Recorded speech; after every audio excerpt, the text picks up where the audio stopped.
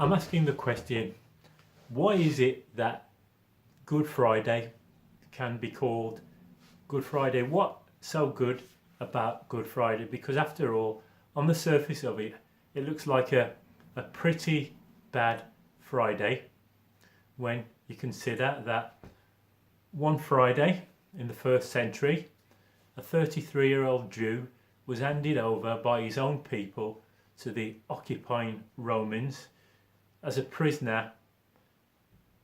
First, he was whipped, slapped, blindfolded, punched, spat on, had the hairs of his beard plucked out, and as though that wasn't enough, he was mercilessly flogged to the point where he was carrying his cross to the place of his execution, when he was so weakened that a man who was in Jerusalem from North Africa had to bear his cross after him. And as well as that, as if things weren't bad enough, his only worldly possessions, his clothes, were took by the soldiers, and they were gambled for them to see whose they would be. He was blindfolded and slapped, and he was the butt of jokes and the target of the games by those who were crucifying him.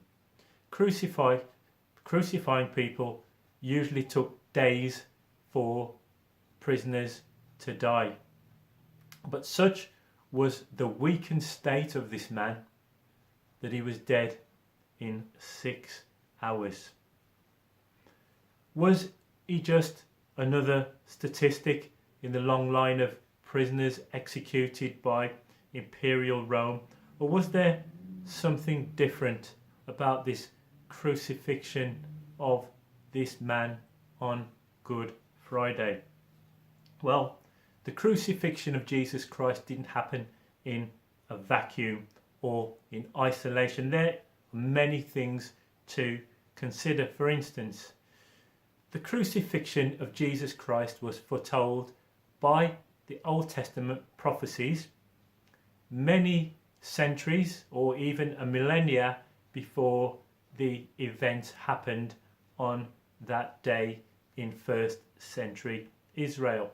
In Psalm 22, which was written originally by King David 1,000 years before the events, it said actual words that Jesus would utter when he was on the cross. My God, why have you forsaken me? It told that he would be mocked by the people there. It says that his hands and his feet would be pierced, and we're told that even his clothes would be gambled for, and that's 1,000 years before it happened. That's remarkable.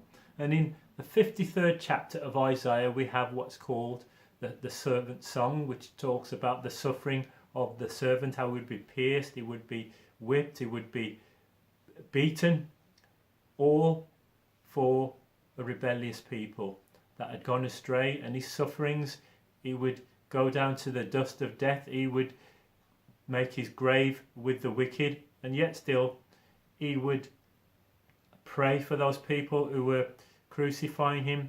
He would see on the other side of death the fruit of the travail of his soul, and yet still after death we're told that he would be satisfied.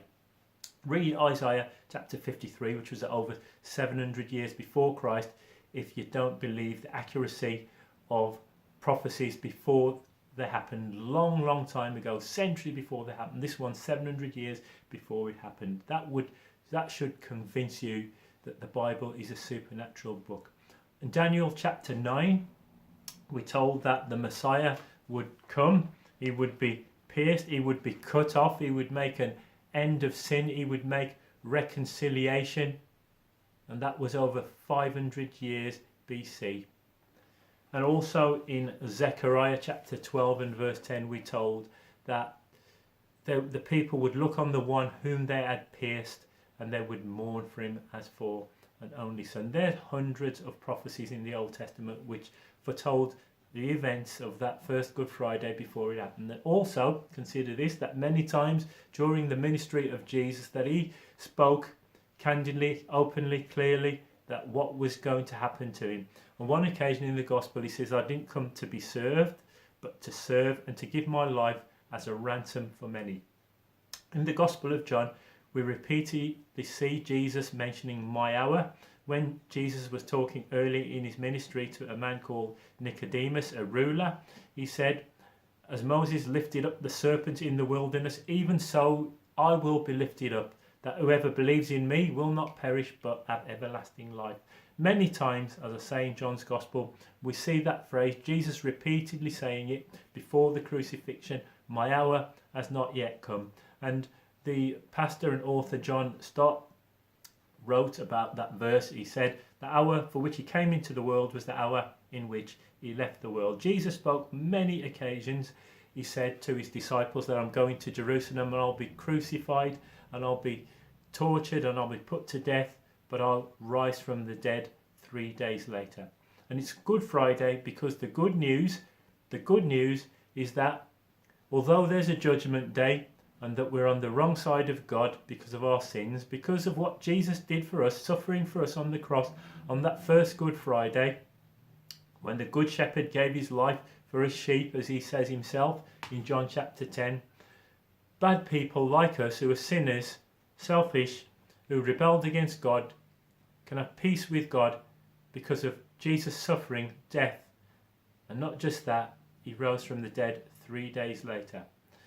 The most famous verse in the Bible is John 3:16, perhaps, where it says, God so loved the world that he gave his only begotten Son, that whosoever believes in him should not perish, but have everlasting life. Good Friday is good because Jesus lived, he suffered, he died. He wasn't just a victim of justice by imperial Rome, but he suffered as predicted by the prophecies of the Old Testament, as he told himself on many occasions in the Gospels.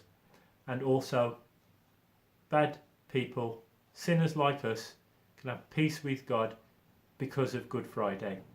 Thank you.